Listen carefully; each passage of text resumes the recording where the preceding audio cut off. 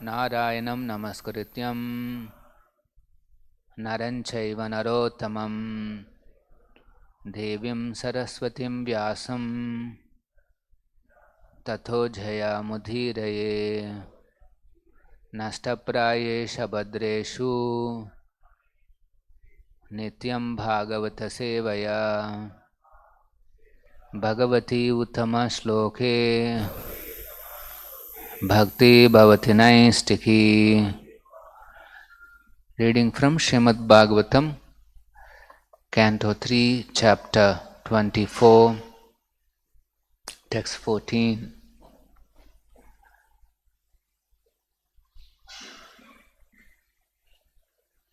Imaham duhitaraha satyaha ima duhitarah satyas tava vatsa sumadhyamaha tava vatsa sumadhyamaha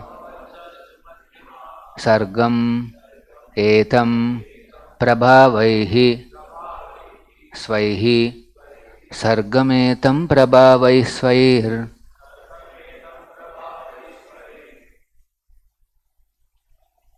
Brahma ishyanti anekada Brahma ishyanti anekada ima duhitara satyas tava vassa sumadhyamaha sargametam prabhavai svair Brahma ishyanti anekada ima duhitara satyas savavassa sumadhyamaha sargametam prabhavai svair Brahma ishyanti anekada.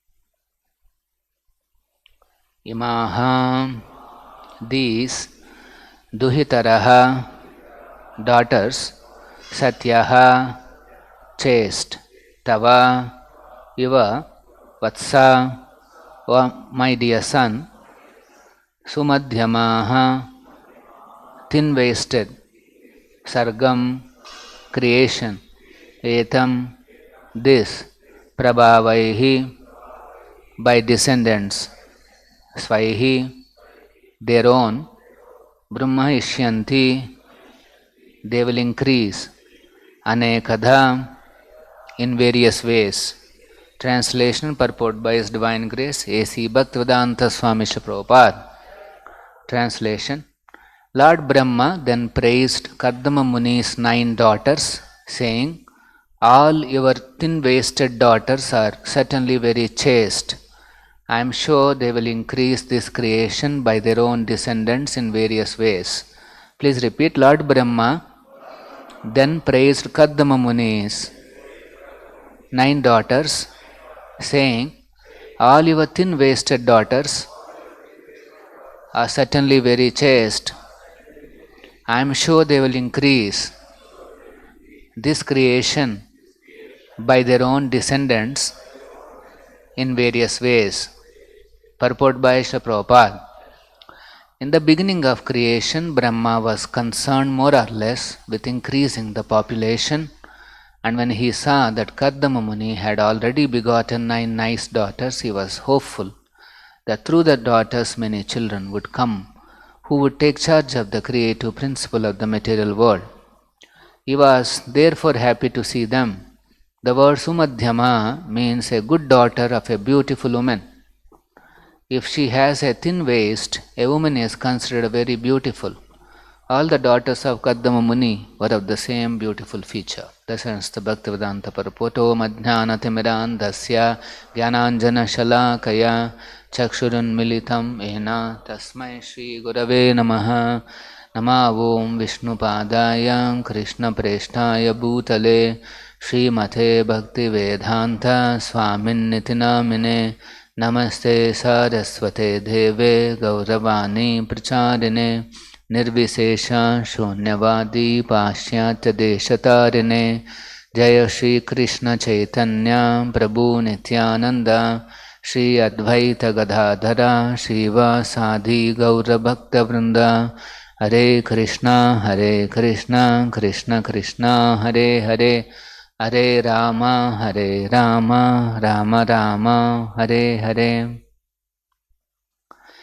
So Lord Brahma, along with many great sages, comes to the ashram of Kardama Muni, and he sees the 9 daughters of Kardama Muni, and then he becomes happy.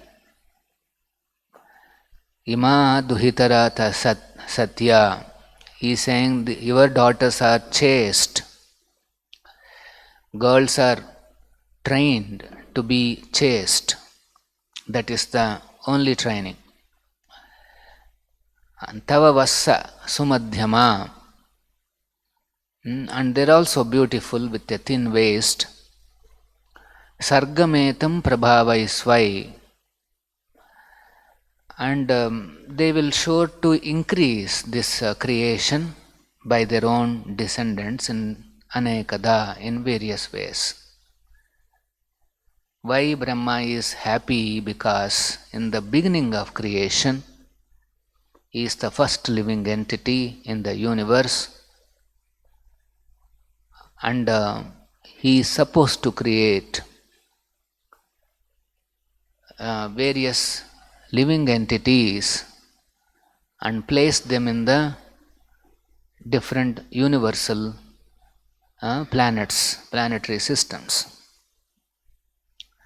Creation of living entity doesn't mean creating the soul, creating the bodies for the jivas, the souls.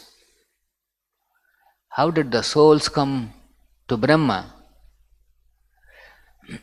So it is explained that when Mahavishnu glances on Prakriti, through his glance, all the living entities are impregnated into this material nature. Actually, the glance assumes the form of Lord Shiva, and then through Lord Shiva, all living entities are placed in the womb of the material nature, Durga.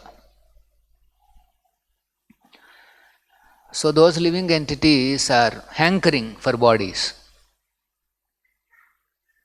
because in the last creation they were engaged in certain activities,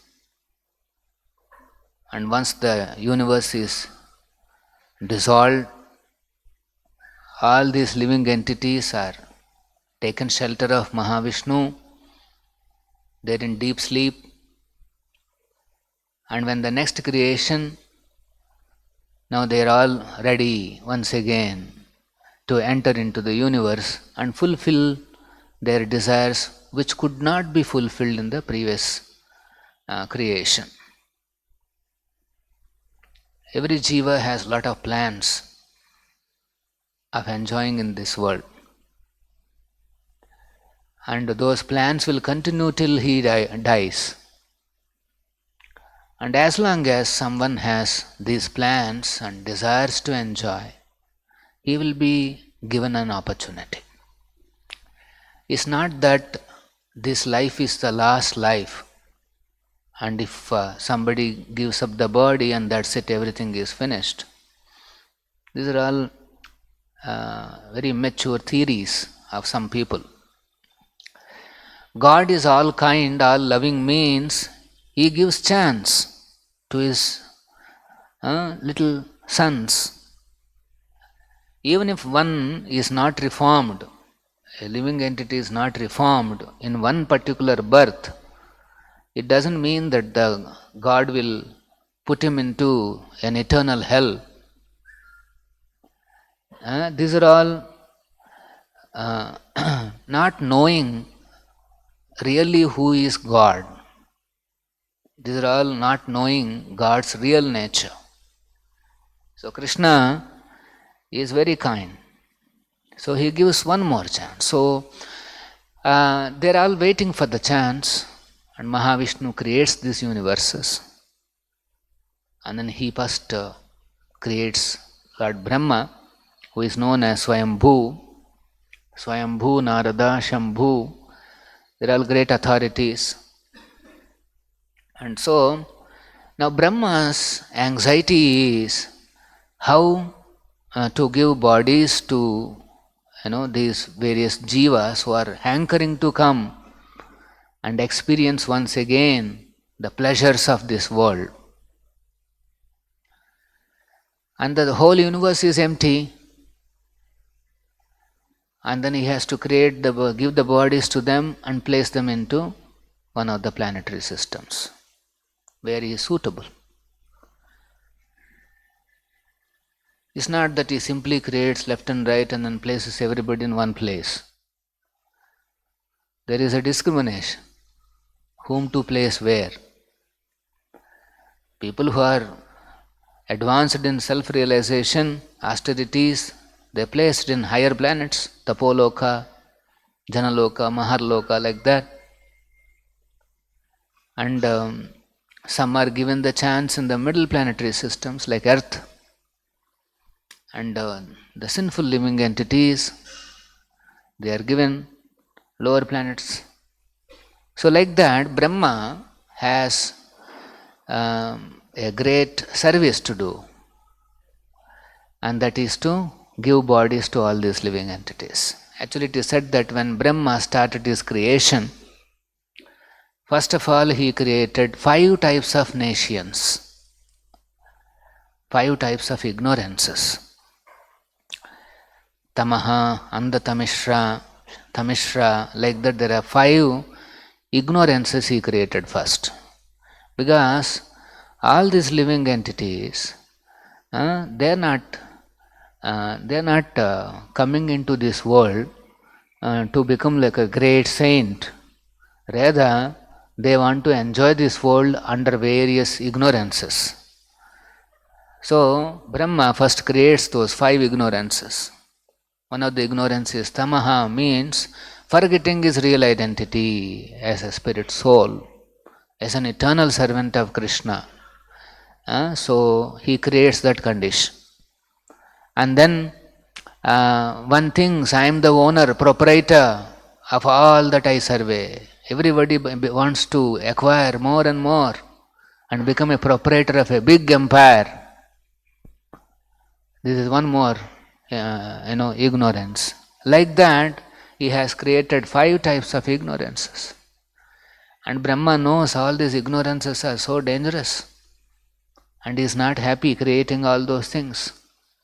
Then he stops that work and then again meditates on Krishna and to get himself little settled up, and then again he starts creating. So sometimes we all have to do certain services, and they are all thankless services. Nobody will come and say, thank you, Prabhu. There are services like that. But nonetheless, Brahma, because he knows, is Krishna's, the duty is given by the Lord himself, so he does that work. Then he first creates 4 Kumaras, because he created 5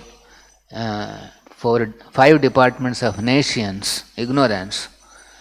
Then, he created 4 personalities of knowledge, great knowledge. In fact, they are acharyas of one of the paramparas. And then he tells them, my dear sons, now you all please enter into Grihastha ashrama and produce progeny. And then Kumaras, they are already exalted devotees of Krishna, and then they refuse. They refuse to follow. Brahma is a very exalted personality. He is the creator, secondary creator of this universal affairs. How did Kumaras could say no to such an exalted father? Because they have surrendered to Krishna, there are no obligations to them. Devarshi, Bhutapta, Nunam, Pitrunam. A living entity will have many runas, many debts. If you take help from anybody, you become a debtor. You have to repay. This is law of karma. If you take any little service from somebody, little help from somebody, you should know that you have to pay it back. There will be a day where you have to pay it back. So we become debtors like that. Runis. Runa. Our runa is increasing in this world. And what are those categories? Devarshi. We are obligated to Devarshis, Narada, Vyasa, like that. And because they have given us directions of how to live a peaceful life in this world, they have left behind a lot of literatures. And then we are obligated to animals because they are serving us. Cow, for example, gives milk to us. Cow gives around 15, 16 liters or 17 liters. And the calf, that little calf, can drink only 1.5, 2 liters. Rest of the 13, 14 liters are meant for human beings and other living entities. There is one speculative theory nowadays called veganism. They say we should not drink any milk, no dairy products, because it comes from an animal. We should not drink this. We'll only go by plant-based milk. And one of the veganists who strictly followed all these principles, she died out of nutrition problem. All the veganists woke up. What's happening? These speculations are, will not work. You have to go by the plan of God. Now, Krishna's design is that cow has given such excess milk meant for us. And just by drinking that milk, a human being can enhance not only his physical health, but his brain health also. There will be finer tissues developed in his brain. He will become a little more sensitive and he can understand higher concepts of self-realization. This is the plan. Just by drinking milk, one will be elevated to Sattva-guna. But people do not want to do that. They come with hundreds of theories and want to escape drinking cow's milk. This is their misfortune. So anyway, so Lord Brahma, when he saw that the Kumaras have refused, he becomes very angry.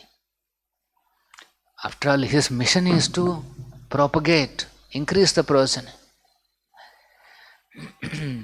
And then here, his own sons, the first created sons, they are not agreeing to it. And he knows that they are very exalted sages. Brahma knows their position.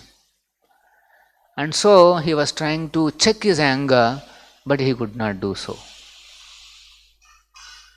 He wants to check his anger. And because he could not do so, a child comes from the anger between his eyebrows.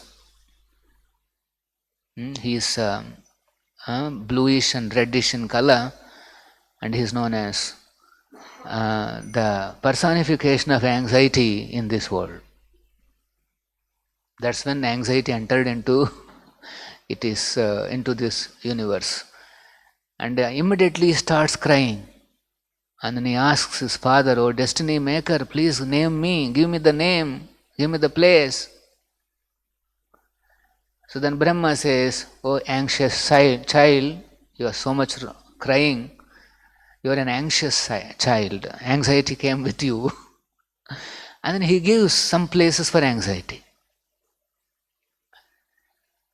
That which gives you fear, that which gives you anxiety, he puts those places.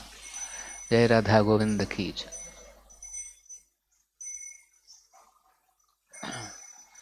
And if you want to free from anxiety, so those places are given there. So like that, Brahma is on a continuous mission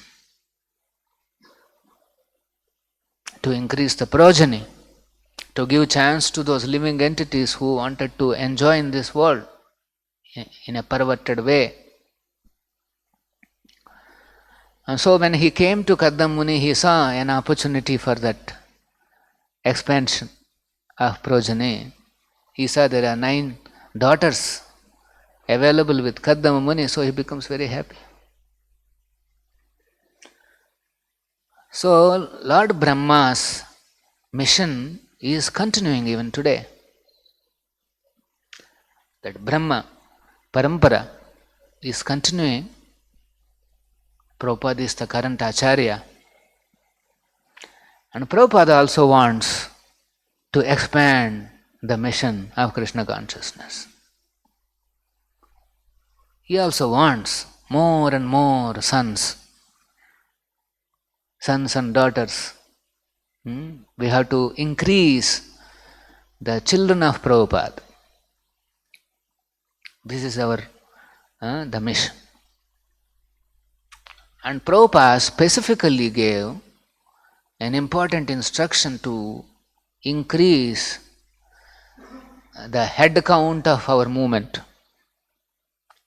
and that is to distribute books. Prabhupada's mission, one of the important aspects of his mission is to distribute books, his books. And as soon as somebody reads his books, immediately there will be a transformation in his heart. He will be greatly benefited, and then he becomes son of Prabhupada. So we also have to increase the progeny, but not like the way the other progeny happens. It is a spiritual progeny. You can create children by material progeny or by spiritual progeny. So Prabhupada has given us a big task of increasing the progeny in this Krishna consciousness movement. Of course, some of the devotees may want to, they want to enter the Grihastha ashrama, and then they want to increase the progeny. But their responsibility is to ensure that the progeny becomes Krishna conscious. Otherwise, the regular progeny what people are creating, that is without any Krishna conscious training, that kind of an enhancement of progeny is no use. They will only become problems for the society. So, a spiritual family has to be created. This is what Lord Brahma is also desiring, and Prabhupada is also desiring. Enhance the spiritual family of Krishna, and most importantly, increase the spiritual progeny. More and more and more devotees, creating disciples of Prabhupada, sons of Prabhupada. This is the goal. And the weapon that is given to us is book distribution. Prabhupada says even if somebody holds the book, he gets benefit. That's why our book distributors first keep the book in his hand. Because they know very powerful, something is very powerful there. He keeps the book in his hand. And then by the time he is saying, he is already explaining, this is parampara, you see these names, so that person is reading, then he's showing some pictures. See this picture, he's seeing all the great acharyas. So much punya. And if that person is fortunate, Krishna gives him good direction. He gives to everybody, but if he has become fortunate like this, immediately he purchases. So book distributor has to increase his fortune by giving this, or if somebody is not so like that, give some one piece of kaja, becomes fortunate immediately. And then plays one Bhagavad Gita, he will not be able to say no. So Prabhupada says, our temples are like base camp in a war field. In the base camp you have all the bombs and ammunitions and guns and all those things are there. And then all the soldiers will leave the base camp in the morning, they go into the war field and they shoot the enemies. Similarly, each and every temple, the Hare Krishna temples, they are all base camps. And devotees are all soldiers. And what is the bomb that we have to throw? And who is the enemy? The enemy is Maya, Maya's kingdom. People are suffering in this illusion. Simply imagining something, that's all. In this world there is nothing concrete available. They just imagine there is some happiness. They imagine that there is some opulence. They imagine that there is some beauty. They are all illusions. Simply imagination, that's all. Where is the beauty? Here there is a description, thin-waisted beauty. Fine. How long? After a few years, she may become obese. Then what happened to the thin-waisted beauty of... So, everything is just an imagination. Something you assume inside your mind, you think there is that whatever you assume that is there. You think there is happiness, you think there is opulence, everything. But actually these are all illusions. So people are suffering. But they have to be woken up. If you go and say, surrender to Krishna, immediately they will say, no, why? So somebody has to wake them up first. Somebody has to boldly tell them, rascal, wake up. Now who can say? None of us can say, because we are also rascals. We have not yet become gentlemen. We are on the way. So only Prabhupada can say. Sometimes people, when they read Prabhupada books first time or second time, they'll come and say, why Swamiji is scolding like this? Chastising like that, because... So we tell, because you are really rascal. When Prabhupada is saying those words, there is no ego in him. There is a concern. There is a mercy. He is concerned that this jiva should not lose this opportunity. If he misses this opportunity, don't know where he will go. Brahmanda Brahmite, Kona Bhagyavan Jiva. He has come to Prabhupada's shelter. But Prabhupada is so kind, even if they don't come, he told his disciples, you go and give the shelter. So devotees, they take risk and they go with these books and go in all directions. They go to the streets, They go to house, shop to shop, company to company, and library to library, college to college, schools, so many places they go. And they want to induce people, taking Bhagavad Gita. So this is their Prabhupada's mercy. He is giving Krishna in the book form. He is giving shelter of an exalted Acharya in his form of the books. And if the living entity is fortunate, he will accept. And it is our responsibility to make him, give him that fortune.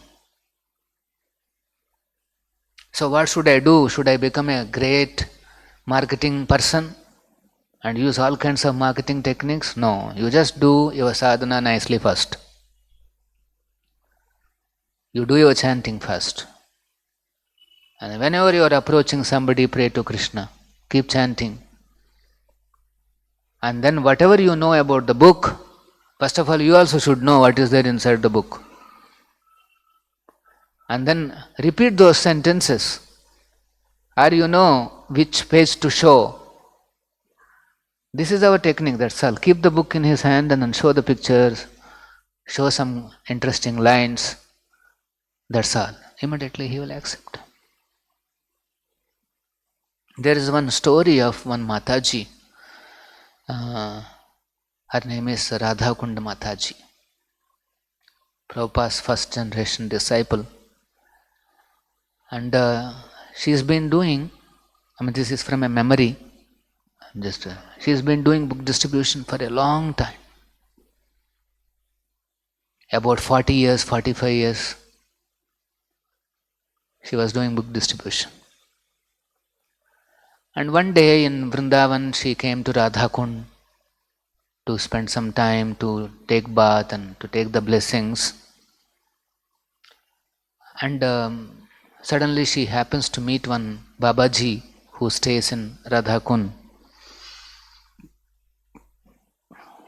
And when she saw him,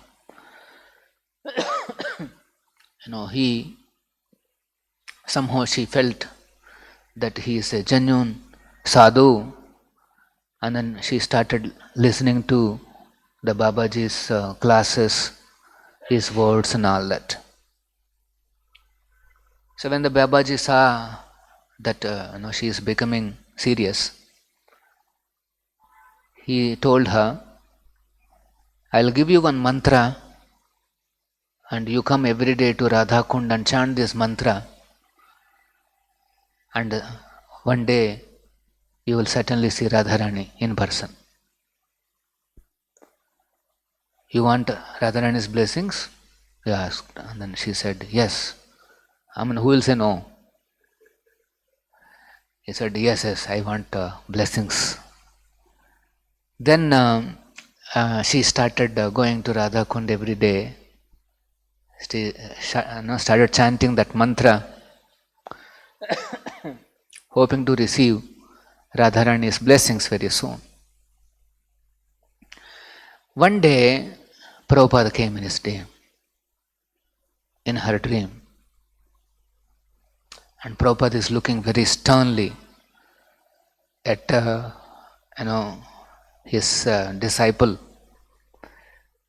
And he told her, come with me.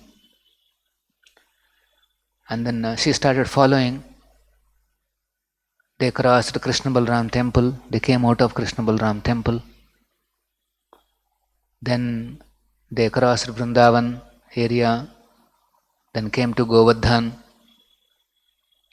And then they crossed Govardhan. They came to Radha Kund. And Prabhupada took her inside the Radha Kund.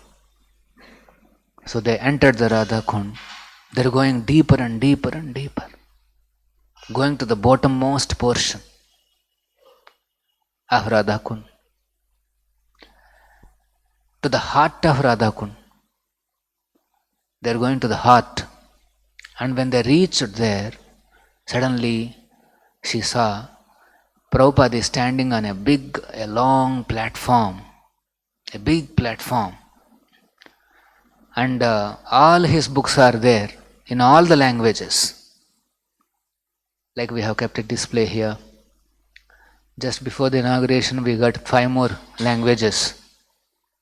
Estonian, some very interesting names. Those language names also we don't know. So those books are available. So on the platform, all those books are there, language in various languages. And below the platform, there are innumerable jivas, the suffering people. They're all crying, mourning, and they're all asking me, Prabhupada, please, like that. And Prabhupada is giving books. He is distributing books. As soon as somebody received Prabhupada's book, immediately his crying stopped. His mourning stopped. His suffering has stopped. And she is standing and watching. She is stunned. She doesn't know what to do. In fact, she is a little bit shaking, shivering to see Prabhupada in that mood. Prabhupada looked at her again, very sternly. How long you will simply stand and go on seeing? Why don't you distribute my books? No, only I have to do it. Why don't you distribute books? So immediately, of course, she woke up and she understood that this is what I am supposed to do. This is what the heart of Radha Kundi is. This is what is there in the heart of Radharani, that Prabhupada books be distributed all over the world, in all the languages. So now this is the book distribution marathon period. We should know this is an opportunity where we can go and distribute these books. Of course, sometimes some devotees may try to distribute little aggressively, but their intention is to help that jiva. So most of the people, they welcome these distributors. They try to receive the book. But devotees also should be smart. If they depend on Guru and Krishna, they will become very smart. And what is that smartness? Carefully you have to hand over a book to somebody based on their requirement, their nature. One should very carefully present. Aggressiveness may not help everywhere. Some people requires little mild treatment. Somebody requires little pushing. Somebody requires little aggressive this thing. So whole temple, we should get into this book distribution. It doesn't mean we keep all other services aside and let us go. And after coming back, khana kidhar hai? So everybody has to do their portion. See if you can save some half an hour, 1 hour. Take some few books and go. The devotees who are staying outside, they have say college or education till evening. Don't think, oh no, my day is over, I cannot do now. No, in the evening you go. Once one devotee was like that, he was a folk boy. He was only going in the evening, but he is selling so many books. This in Bangalore, when I was in Bangalore. And I asked him, what is the secret? What are you doing? What do you say? No, Prabhu, I am just saying, Prabhupada books you take. Really? Then what is your secret? I asked him. He is saying, I took a big bunch of books and I went and stood in front of ATM counter. People are coming with hard cash. So now I am saying, see, first, you got so much cash, why don't you purchase one Bhagavad Gita first? Immediately they feel sentiment. Okay, yes, why not do some God's work? So they used to purchase books. He used to sell in front, just standing in front of ATM, so many books. Like that, pray to Krishna, pray to Prabhupada. You will get innumerable ideas. It's not about how much time. Whatever time is available, one should distribute books. And for LLP preachers, it's a great opportunity. If they can make one membership, one Bhagavatam set, how many books in one shot it will go? Let us say LLP preachers do 108 memberships. Can you believe what will happen? And that will make our Narsingi to come faster. And Narsingi will sell every day 1 lakh. Because 10,000 people will come, they will purchase. So, this is a great chance for all departments. LLP preachers, book distributor, folk department, every department. It's a great opportunity. Okay, but then be careful that people are not fried with our behaviors. As I said, person to person, you have to change your strategy and ensure that they are not fried. But at the same time, they take the book. Intelligently, we should talk to them, inspire them, and then certainly they will take it up. Shri Prabhupada ki jai. Srimad Bhagavatam ki jai. Namo Bhagavate Vasudevaya. Om Namo Bhagavate Vasudevaya.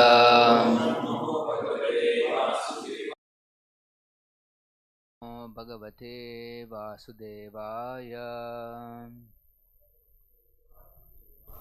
Narayanam Namaskrityam Naranchaiva Narottamam Devim Saraswatim Vyasam Tato Jaya Mudhiraye Nashtaprayesha Badreshu Nityam Bhagavata Sevaya Bhagavati Uttama Shloke Bhakti Bhavati Naist Imaham Duhitaraha Satyaha Ima Duhitarah Satyas Tava Vatsa Sumadhyamaha Tava Vatsa Sumadhyamaha Sargam Etam Prabhavaihi Svaihi Sargametam Prabhavai Svair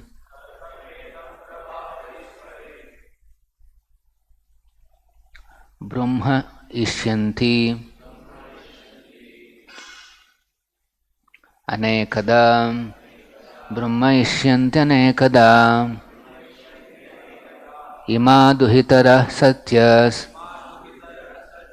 Tava Vassa Sumadhyamaha Sargametam Prabhavai Svair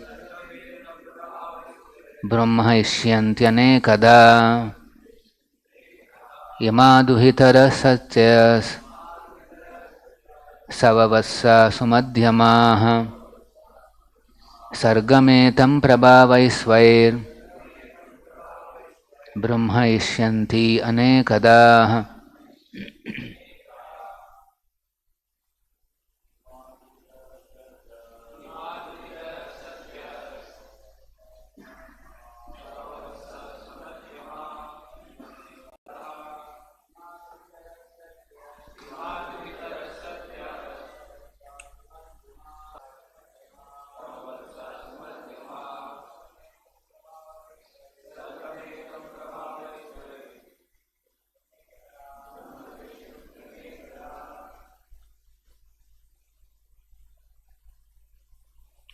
Imaha, these Duhitaraha, daughters, Satyaha, chaste, Tava, Iva, Vatsa, my dear son, Sumadhyamaha, thin-waisted, sargam, creation, etam, this, prabhavaihi, by descendants, svaihi, their own, brahma ishyanti, they will increase, anekadha, in various ways. Translation purport by His Divine Grace A.C. Bhaktivedanta Swamy Prabhupada. Translation. Lord Brahma then praised Kardama Muni's 9 daughters, saying, all your thin-waisted daughters are certainly very chaste. I am sure they will increase this creation by their own descendants in various ways. Please repeat. Lord Brahma then praised Kardama Muni's 9 daughters, saying, all your thin-waisted daughters are certainly very chaste. I am sure they will increase this creation by their own descendants in various ways. Purport by Srila Prabhupada. In the beginning of creation, Brahma was concerned more or less with increasing the population, and when he saw that Kardama Muni had already begotten 9 nice daughters, he was hopeful that through the daughters many children would come who would take charge of the creative principle of the material world. He was therefore happy to see them. The word Sumadhyama means a good daughter of a beautiful woman. If she has a thin waist, a woman is considered very beautiful. All the daughters of Kardama Muni were of the same beautiful feature. Dasansta Bhaktivedanta Parapoto Madhyanatimiran Dasya Gyananjana Shalakaya Chakshurun Militam Ena Tasmai Shri Gurave Namaha Nama Om Vishnu Padaya Krishna Preshtaya Bhutale Shri Mate Bhakti Vedanta Swamin Nitinamine Namaste Saraswate Deve Gauravani Pracharine Nirvisesha Shunyavadi Pashyatya Deshatarine Jaya Shri Krishna Chaitanya Prabhu Nityananda Shri Advaita Gadadhara Shiva Sadi Gaura Bhakta Vrinda Hare Krishna Krishna Krishna Hare Hare Hare Rama Rama Rama Hare Hare. So Lord Brahma, along with the many great sages, comes to the ashram of Kardama Muni, and he sees the 9 daughters of Kardama Muni, and then he becomes happy. Ima duhitarata satya. He is saying, your daughters are chaste. Girls are trained to be chaste. That is the only training. And tava vassa sumadhyama. And they are also beautiful with a thin waist. Sargametam prabhavai svai. And they will sure to increase this creation by their own descendants in anekada, in various ways. Why Brahma is happy? Because